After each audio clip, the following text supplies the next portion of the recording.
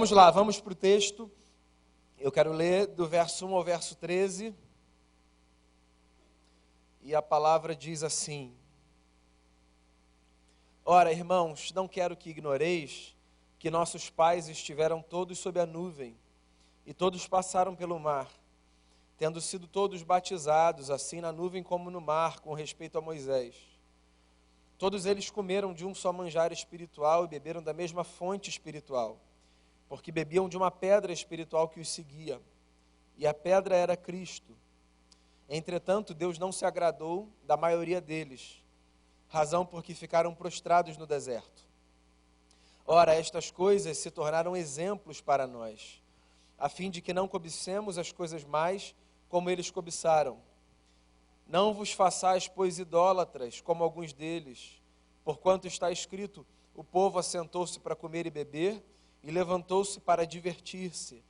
E não pratiquemos imoralidade, como alguns deles o fizeram, e caíram, num só dia, 23.000.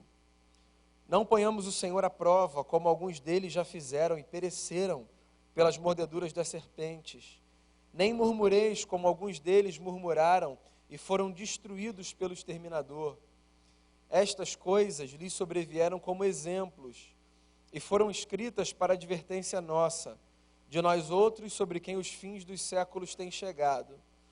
Aquele, pois, que pensa estar em pé, veja que não caia.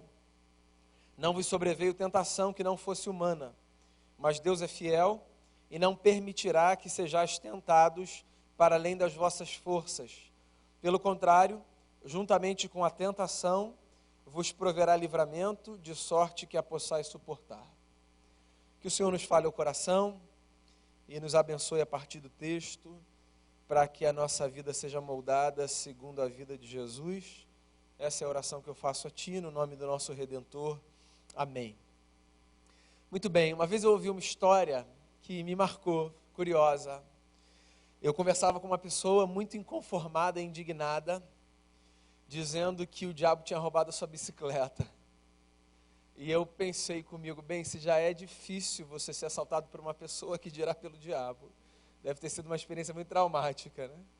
Eu guardei aquilo para mim. O diabo roubou a minha bicicleta. Num outro momento, muito depois desse episódio, eu participei de um acampamento. Quem nasceu e cresceu em igreja sabe que experiência gostosa é essa de você ir para acampamentos, viagens, retiros. Formam, assim, parte da nossa experiência religiosa. E aí, eu ia pregar nesse acampamento de uma igreja que não era a igreja que eu pastorei, não era essa comunidade de fé, e de repente a energia acabou, no meio do culto. E aí alguém irrompeu numa oração, assim, cheia de força, dizendo assim: diabo, você não vai estragar o nosso culto. E eu falei, bem, o diabo rouba a bicicleta e também corta a luz. E eu fiquei pensando, né, juntando essas experiências e outras tantas, que leitura é essa que a gente faz da experiência de fé, que desenha o diabo ou o adversário como alguém que tenta destruir a nossa vida roubando bicicleta e cortando energia elétrica. Bem, antes de mais nada, a minha visão de mundo contempla essa figura maligna como um fato. A Bíblia, ela é muito clara quando ela descreve a nossa vida como essa jornada que enfrenta setas que vêm contra nós, lançadas pelo que a Bíblia chama de diabo, ou adversário, hostes malignas, forças do mal. A Bíblia é muito clara quando ela desenha o cenário da vida como esse cenário que contempla forças belas, angelicais e divinas, e forças malignas contra as quais nós lutamos. O que eu fico me perguntando é se de fato o diabo, para destruir a nossa vida, está preocupado com a nossa bicicleta e com a nossa luz, ou se os ataques que nós sofremos estão, na verdade, em campos mais profundos da nossa existência. Isso tudo para anunciar que o tema da minha fala hoje, nessa noite, tem a ver com tentação. Porque eu acho que essa experiência de luta, de batalha, nesse campo espiritual da vida, ela é descrita, dentre outras formas, a partir da experiência da tentação. Jesus de Nazaré, o nosso Senhor, foi tentado no início do seu ministério. O Evangelho segundo Mateus diz que logo depois de ter sido batizado por João Batista no Jordão, Jesus foi levado pelo Espírito Santo ao deserto para ser tentado pelo diabo. A experiência de vida, fascinante que seja, nos coloca diante de cenas muito tentadoras. E todos nós passamos, não por uma, não por duas, não por 10, mas por um número infindável de experiências que nós poderíamos chamar de tentação. E esse texto é um texto interessante, porque aqui Paulo fala sobre maneiras pelas quais nós devemos lidar com as tentações da vida. Primeiro, Paulo começa fazendo uma constatação, uma reafirmação do óbvio. E o óbvio é o seguinte, que a nossa vida de qualquer pessoa é marcada por fases boas e por fases ruins. Todos nós temos experiências oscilantes na nossa vida.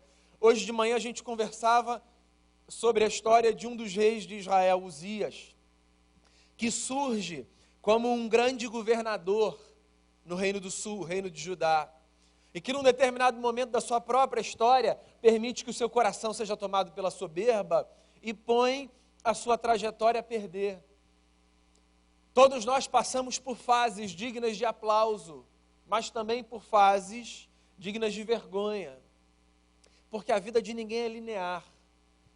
Ninguém tem uma trajetória tão bela que possa ser demonstrada 24 horas por dia, 7 dias por semana, na realidade dos fatos. Outro dia eu li um psicanalista escrevendo no jornal dizendo: ninguém sobrevive à exposição pública da sua vida o tempo todo. É verdade. Todos nós temos, não apenas no curso da nossa história, mas provavelmente nas nossas experiências diárias, pinceladas de vivência que não são bonitas, que não são belas. E aí cada um pode explicar esse negócio à sua maneira. Paulo, aqui no capítulo 10, explica esse negócio chamando parte desse lado sombrio da nossa existência de cenários de tentação. E aí ele escreve para a comunidade de Corinto, que era uma comunidade enferma, e diz assim: lembrem-se do seguinte, o mesmo povo que se alimentou do maná do céu, praticou imoralidade, idolatria e vivenciou falta de fé no deserto. A mesma pessoa que diz palavras belas e que contribuem para a construção da história sua e de terceiros, diz também palavras terríveis, que destroem. Todos nós estamos nesse lugar, o que torna um tema um pouquinho mais confortável para a gente continuar falando. Afinal de contas, lembrando da história de Jesus com aquela mulher flagrada em adultério, quem não tiver pecado que atire a primeira pedra. Tentação é um solo comum. Todo mundo passa por ali. Nosso Senhor, inclusive. Uma das falas mais bonitas e que torna Jesus o único descendente de Adão e de Eva, diferente dos demais, é a fala do Novo Testamento que diz que Jesus é aquele que foi tentado em todas as coisas, mas que não pecou. Jesus conhece a experiência da tentação como nós conhecemos. Acontece que Jesus não cedeu à tentação como nós cedemos. E Paulo está aqui dizendo, então, que todo mundo passa por esse lugar. E que se nós queremos viver uma boa vida, nós precisamos abandonar a tentação de acharmos que as nossas experiências bem-sucedidas nos dão segurança para toda a caminhada. Você entende isso? O que Paulo está dizendo é o seguinte: você pode ter uma vida muito bacana, você pode se lembrar, por exemplo, de fases memoráveis da sua caminhada. Você pode ter episódios na sua jornada dignos de todo louvor, de todo aplauso, de toda beleza. Agora, toma cuidado para você não se valer desses episódios como se eles oferecessem para você uma blindagem diante da possibilidade de queda. Porque todos nós, todos os dias, temos a possibilidade de tropeçarmos em alguma coisa. E veja bem, não necessariamente em alguma coisa que nos seja externa, sobretudo em alguma coisa que nos seja interna. Então o apóstolo desenvolve o raciocínio, e aí ele chega num ponto que para mim é o apogeu da sessão. Ele diz assim: portanto, você que pensa estar de pé, cuidado para não cair. Às vezes a gente cita esse texto tirando da frase a palavra mais importante para a gente entender o ponto do apóstolo. Às vezes eu ouço pessoas citando esse texto dizendo assim: lembra de Paulo, aquele que está de pé, cuide para que não caia. Pois Paulo vai num nível muito mais profundo do que a gente pode imaginar quando a gente cita a frase desse jeito. Porque o que ele está dizendo não é se você está de pé, cuide para não cair. O que ele está dizendo é, se você pensa que você está de pé, cuidado para você não cair. Paulo não está nem se valendo do fato de que nós estamos de pé. Paulo está se valendo da verdade de que esse lugar de sustentação, esse lugar de rocha, de sujeito inabalável, ele é uma grande ilusão. E a fronteira que separa esse estado de rocha e de firmeza da fragilidade de uma queda é muito tênue. Cuidado se você pensa que está tudo bem.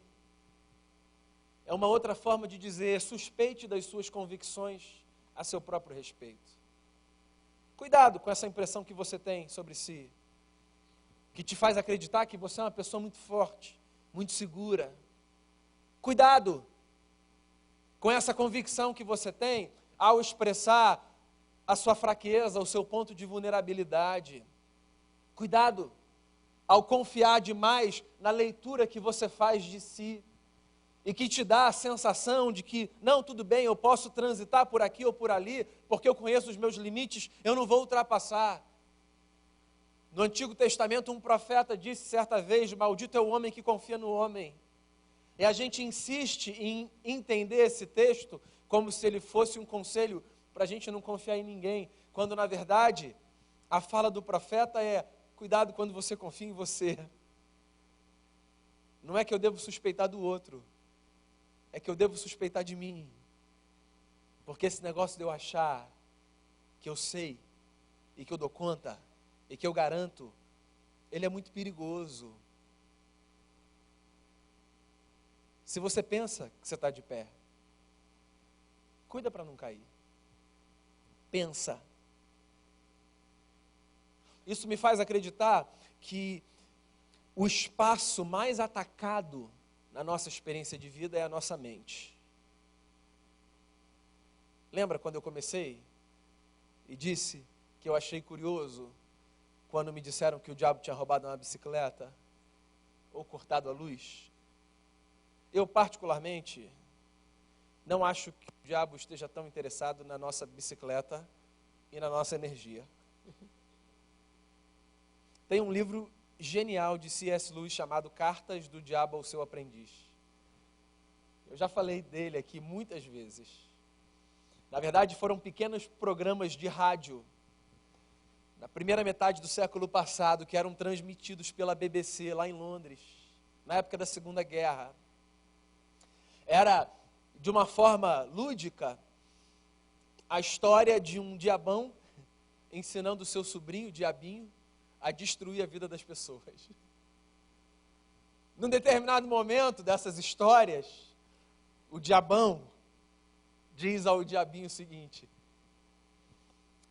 faça com que eles acreditem que você está interessado, e aí eu vou trazer a ilustração da nossa fala, na bicicleta deles.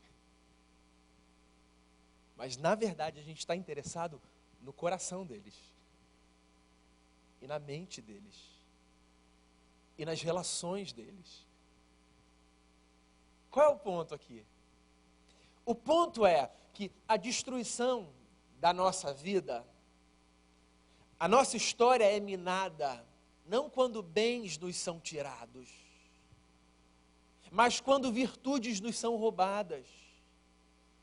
quando relações são destruídas, porque nós cedemos a tentações, a ataques, a setas. A nossa mente, meu amigo, é o campo mais atacado da nossa experiência. Nós somos bombardeados na nossa razão.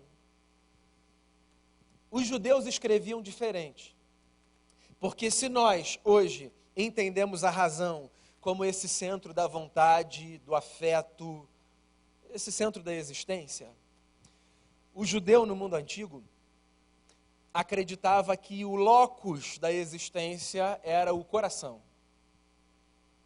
É por isso que você vai encontrar nos textos de sabedoria do Antigo Testamento, livro dos Salmos, Provérbios, Cantares, Eclesiastes, recomendações para que você cuide do seu coração.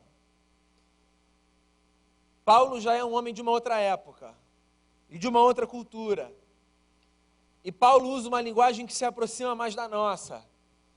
E ao invés de, como um judeu que era de fato, dizer cuide do seu coração, Paulo fala, cuida da sua mente. Renova a sua mente. Transforme a sua mente. Pense apenas naquilo que edifica. Cuidado para que você não dê espaço na sua mente para coisas que destroem. Paulo está o tempo todo sinalizando para os seus leitores quanto ao fato de que se existe um lugar que a gente precisa vigiar, esse lugar é essa instância real, mas intangível, que a gente chama de consciência. As coisas acontecem ali, as melhores e as piores. E é por isso que a gente precisa cuidar da nossa cabeça, como quem cuida de um bem precioso. Porque as melhores coisas que a gente produz e as piores coisas que a gente produz partem dali, do mesmo lugar. Então você pode até colocar um cadeado na sua bicicleta para o diabo não roubar. Mas purifica a sua mente também. E cuida do seu coração. E pensa no que é bom. E abra espaço para que o seu homem interior e a sua mulher interior sejam tomados por coisas que colaboram para a construção e não para a destruição. Você não precisa nem ser um sujeito religioso para entender a importância disso.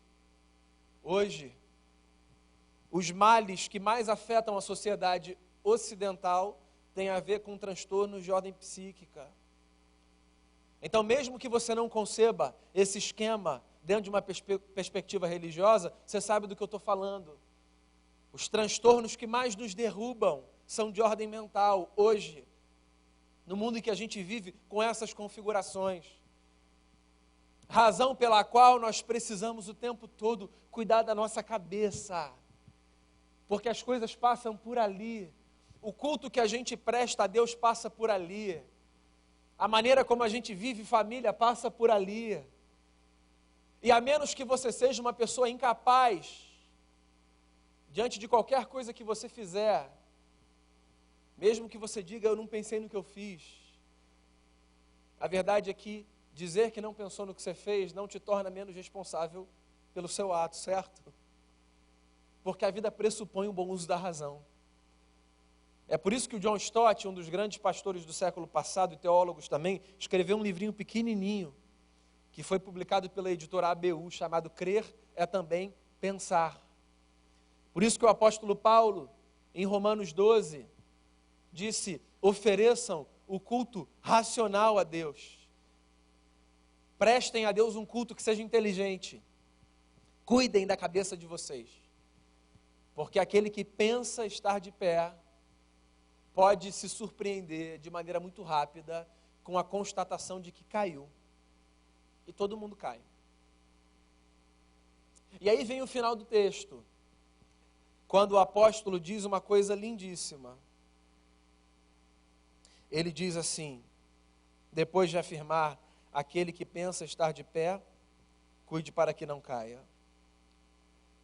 Não vos sobreveio tentação que não fosse humana, mas Deus é fiel e não permitirá que sejais tentados além das vossas forças. Pelo contrário, juntamente com a tentação, vos proverá livramento de sorte que a possais suportar. Às vezes, meus amigos, diante das tentações da vida, a leitura que a gente faz, talvez como forma de justificar a nossa escolha de não resistirmos à tentação, é a de que a gente entrou naquela jornada porque aquele negócio era irresistível. Tinha que ser daquele jeito. Não dava para ser diferente. Outras coisas eu conseguiria resistir. Aquilo não. E aí vem o apóstolo dizendo o seguinte: Deus não permite que a gente seja tentado para além das nossas forças. Não nos sobreveio tentação que não fosse humana. Que é uma coisa muito bonita, porque é a lembrança de que se por um lado Deus não me blinda, o que significa que eu estou vulnerável às tentações, por outro lado, Deus não me expõe a riscos tentadores que sejam maiores do que eu seja capaz de suportar. Então, assim, eu acho que a gente devia encarar essa jornada da vida, não no longo prazo, nesse quesito, mas no prazo bem homeopático, diário. Às vezes, no campo de 1 hora, de um período do dia, ou alguma coisa que valha. E a gente precisa se lembrar o seguinte: se é um fato que na vida nós cederemos muitas vezes e sucumbiremos às tentações, porque nós somos pecadores, por outro lado, também é um fato que diante de cada tentação, existe para nós a possibilidade de um escape. Ou seja, eu sempre tenho a possibilidade de não seguir o caminho que represente para mim a cessão a uma tentação.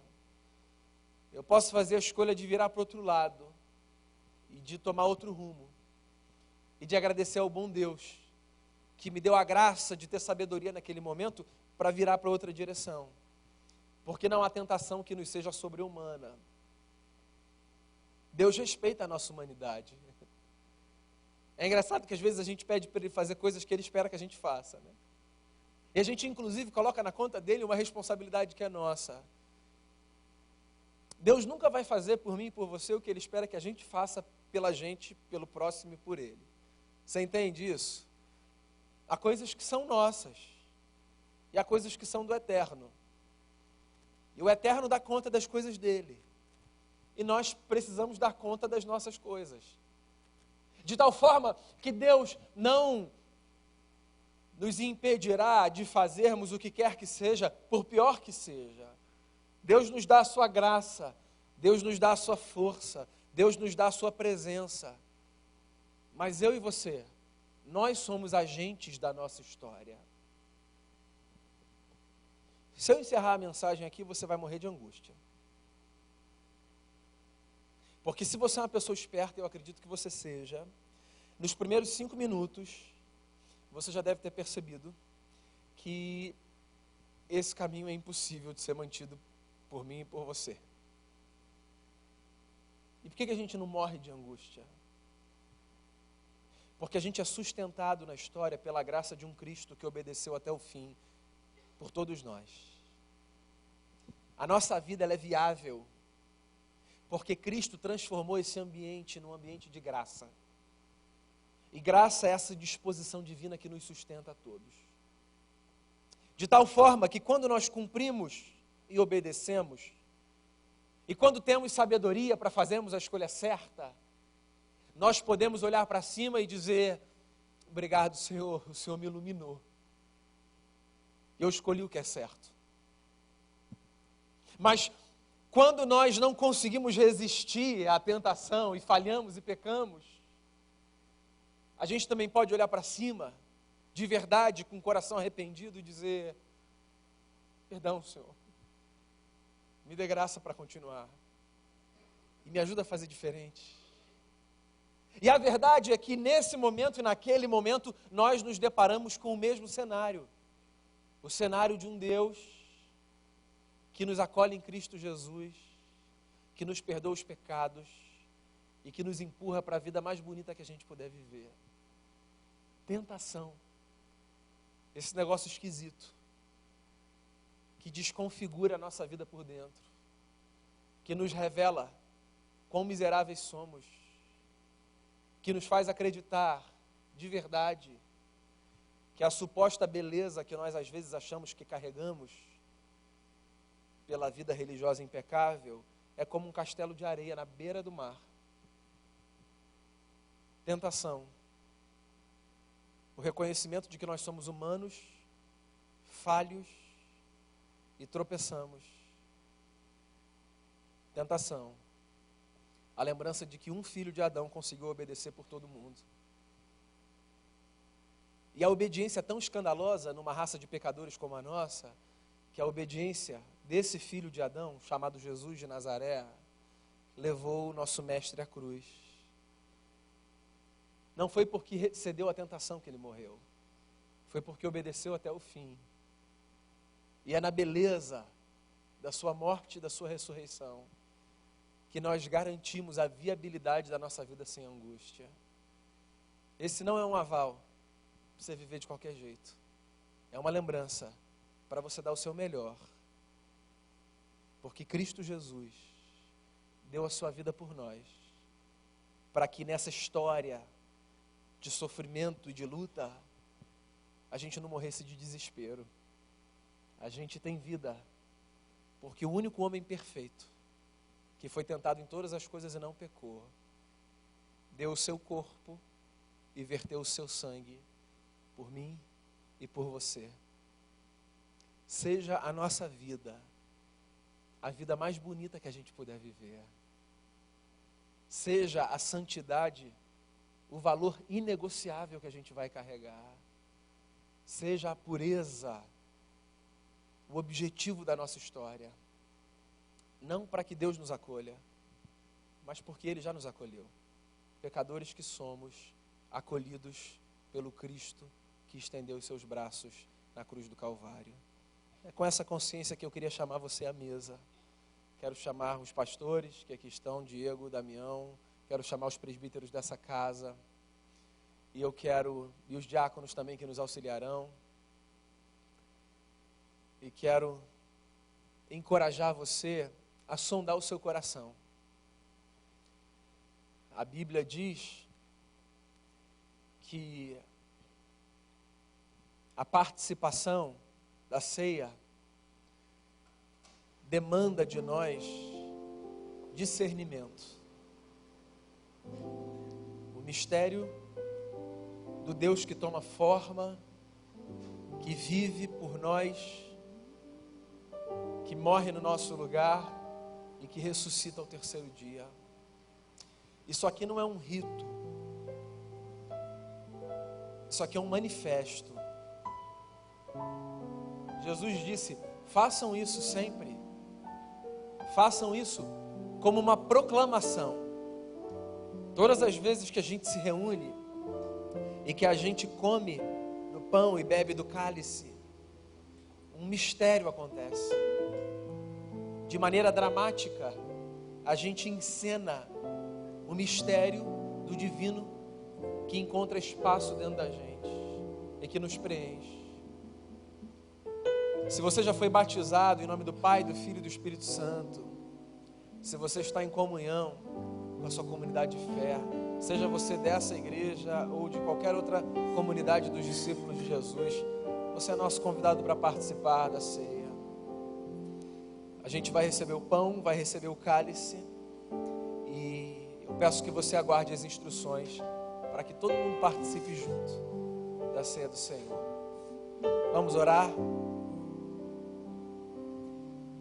Jesus, a tua morte escancara diante de nós o fato de que nós somos tão pecadores que a luz de um justo no nosso meio nos cega para a verdade. O Senhor foi perseguido, odiado, torturado, morto como um criminoso, sem que em ti fosse encontrado pecado algum. E nós nos calamos diante desse fato fato de um Deus que é morto pelos homens. O que muitos que ali estavam blasfemando contra o Senhor não conseguiam perceber é que, na verdade, naquele madeiro estava a expressão exata do amor do Eterno pela humanidade. Aquele sangue vertido nos trouxe esperança. E se hoje a gente não morre de angústia, quando a gente olha para o nosso coração, é porque o sangue de Jesus nos dá esperança. Muito obrigado, porque na cruz, Jesus, ao sofrer, as palavras do Senhor não foram palavras de morte a nosso respeito, foram palavras de perdão. Obrigado porque o que o Senhor pediu ao Pai foi para que nós fôssemos perdoados. E aqui nós estamos diante da mesa, contando com o perdão que vem dos céus. Que o Senhor nos ministre ao coração, que seja um momento especial. Nós rendemos glórias a Ti, por nós estamos perdidos, mas o que recebemos de Ti muda completamente o curso da nossa história. Separamos do uso comum esses elementos e os apresentamos a Ti, e pedimos que o Senhor nos abençoe, em nome de Jesus.